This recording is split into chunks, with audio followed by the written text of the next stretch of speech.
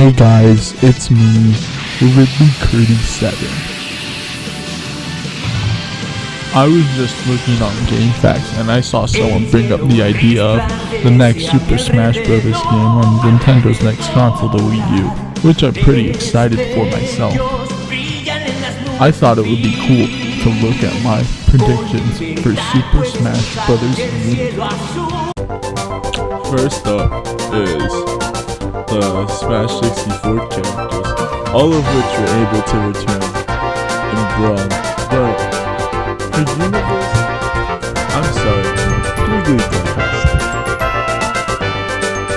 Every other character that was introduced in Smash 64 has been able to stay relevant for the past 10 years, but Jigglypuff is the only exception.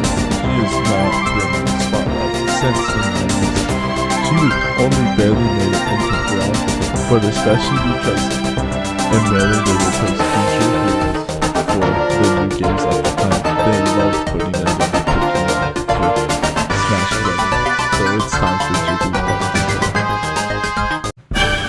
For Melee, I think they would bring back Peach, Bowser, Zelda, and Ganondorf, Marth, Ice Climbers, and the only character from Brawl that I don't, from Melee that I don't think is Falco, because he was added as a clone. Clones are just super lame. He has nothing that interesting to him. So, and Falco as a character is just not that interesting. He has to go. But I do think they'll bring back a fan favorite Pokemon, Mewtwo. When I was like 5, I played Pokemon and I was like, whoa, this guy's cool. And many people had that same experience, because Mewtwo, even over a decade later, still incredibly popular. He has to make it. From Brawl, I think they will bring back Meta Knight, Lucas, Pokemon Trainer, and Brad. Oh, and Sonic. I think it's pretty self-explanatory why everybody else is getting cut. Well, just like Falco, clones are really lame characters that should not be in the game in the first place, and they take up lots of other characters, so I think it's pretty obvious that somebody should get cut. Ike, only because Roy did not survive it to Brawl, I do not think Ike will make it into Smash Bros. I do not see any way Ike will ever come back. I love it. I like that, but he's not coming back. Then Snake just does not fit. There's no way Snake would be another Smash game. I think it was just lightning in the bottle chance. I was a teenager when Metal Gear Solid came out. Great game. Dude, it's PlayStation. It's not Nintendo. It's not. Then Toon Link, same thing as Young Link from recent game was cut in favor of Toon Link. I think Toon Link will also be cut in favor of recent characters.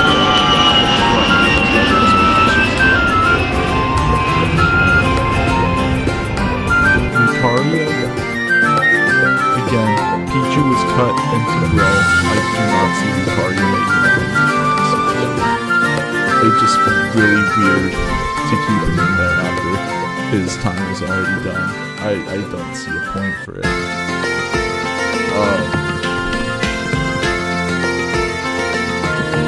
I think that's everything.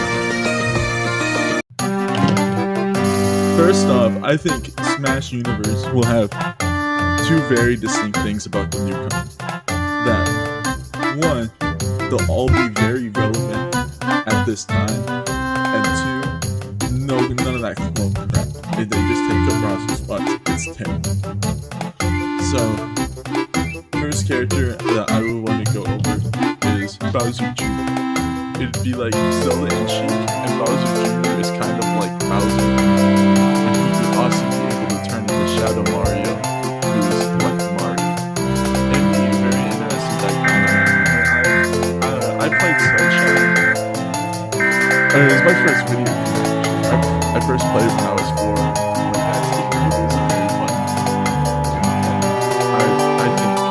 Sunshine deserves some love in the next match for this game. Next, I think Brawl is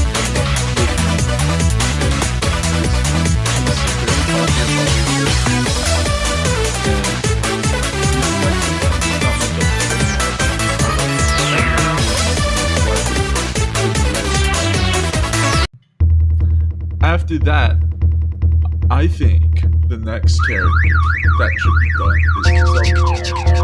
Now, the past 2 games, it was whoever was from the most recent 3D game. So this time, it would be from Skyward Sword. And I think the perfect character from Skyward Sword to add would be Jiren. He's the sword user, and he's kind of like a jouster type of stuff. I think he'd be cool. Actually, when I was playing Skyward Sword, I was like, I got block on these like, yo, they should have Jiren. It's like, they should. It makes a lot of sense. I really hope he's a good one. To go off of the idea to relevant characters, I think he should also be releasing on the Wii. And I think the perfect candidate for that is Metroid Prime 4. Now, at the end of Metroid Prime 3, which I think, pretty sure I played that when I was 12, first came out, but in that game, it's just silent. And while it would make sense to include it since it wouldn't be the middle of Metroid Prime 4, I think they should just do it because it is more important. Now, he was a boss in Brawl, but that doesn't excuse it so much because this is a popular and well-known character across the general. So I think it's good. I also think that they'll be adding another Kirby character, just like how they added 2 in the last game. And I think it'll only be 1 this time, but I still think they'll add them. It's like they added 2 to make up for the other one. And that character, I think, will be Bandana Waddle Dee, who is the 4th character. Kirby's Return to Dreamland, which came out last year. And I think his moveset makes a lot of sense. He can throw a spear, he can use it like a jousting thing, he can use a spear like a helicopter for the upbeat. It's a very sound moveset, works very well, very relevant character. I think they make a ton of sense to be added into this. Going off of what I said earlier, I think there would be the next Star Fox would be I think it'll also be a continuation of Star Fox Adventure, which had Crystal. So I think Crystal will be the next game. I played Star Fox Adventure when I was like 9, I'm pretty sure. One of my first games, I got it right after Super Mario Sunshine. But I think Crystal will have a very unique moveset unlike Falco and Wolf, which is why I think it should effectively be the replacement of to continue with the streak of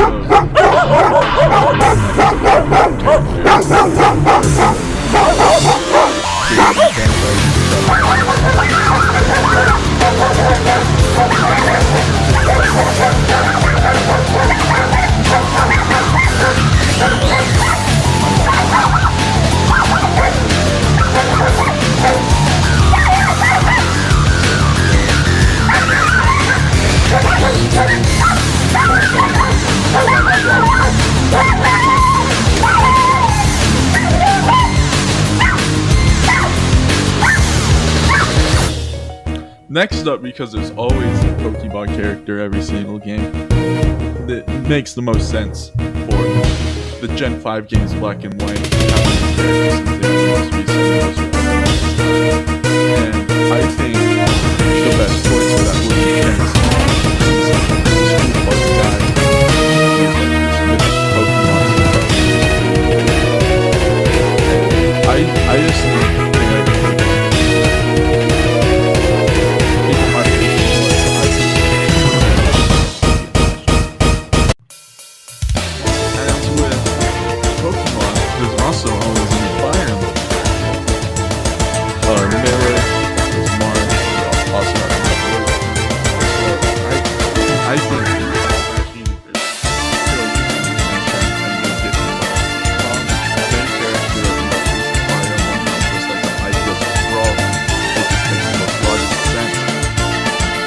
probably are very unique ones. I wouldn't know personally when the Spark skills were out. I was only like 3. I didn't have any idea. But yeah, I think so. Next up is a triple whammy, if you will, since they all are kind of represent the same idea. Those characters would be Little Mac, Shulk, and Isaac. I think they are perfect candidates for next Smash Brothers game. Little Mac and Isaac were already snubbed out of the spot for Brawl, they just barely did not make it in. Punch-Out was a dead series, but it recently got a revival of the Wii and is relevant again. Golden Sun just got a game on the DS last year, and Xenoblade Chronicles is also this game that, despite just coming out, is already extremely popular within the Nintendo community, and I think that Shulk would also be a perfect character to Smash. Since Smash has also always had a WTF character, but the Melee, the Game Watch, Brawl being it only makes sense that Smash Universe would follow up on that too. And I think the perfect choice for the next match would be the Excite Light version. They would be a very unique character because pretty much always around and move on the motorcycle. I think they'd be a very fun potential fighter in the next game. I think they just make the most sense for the next match. Next is the third-party characters / the non-Nintendo characters. And I think it's better to view these all as a group, because there's a lot less of them. I think there will be a ton more in the next game. Because it's like they introduce them, you'll explode with them in the next one. So, first is Mega Man. Mega Man, ton of history with Nintendo. They go so far back. I remember watching my niece play the first Mega Man game when it first came out. And then, it just makes a ton of sense. I think it'll be classic Mega Man, since that represents the oldest games. Then, next, Pac-Man. Also been on tons of Nintendo consoles. Very classic video game character. Makes ton of sense. Then, same goes for Bomberman. Same thing as Mega Man and Pac-Man, really. They're kind of like a trio since they all man in their name. It's kind of funny when you think about it. Then, there's an obvious case to be made for a Square character. I do not think it'll be Cloud, because Cloud was on the PlayStation, not on the... Many people have also suggested Geno from Super Mario RPG, but that game isn't very well known or talked about today. So I think the best way to bridge the gaps between it both being a Square Enix game and being on a Nintendo console while also being relevant would be Chrono from Chrono Trigger. Originally came out on the SNES, played it when I was a teenager, when it first came out, but it recently got a remake on the DS, so it's relevant once again, so they would probably take that into consideration when choosing for this game. So I think Chrono makes a lot of sense. Then, last two characters are a bit out there, but they make too much sense to me. I don't see any other way it could be. First is the bird from Angry Birds. Yeah, I know it's a mobile game. Not been on a Nintendo console, really. But they are so huge that you could not ignore the Angry Birds. They are too popular. It makes too much sense to add them. They are a worldwide phenomenon. Angry Birds is probably more well known than Mario. They are huge. It wouldn't be a thing like most characters in Smash where they're added and it helps the original series. If Angry Birds was added, it's so big that it would make Smash bigger. So it just makes too much sense to add the Angry Birds. And then the last one, kind of wild, but I genuinely think Smash Universe will add SpongeBob.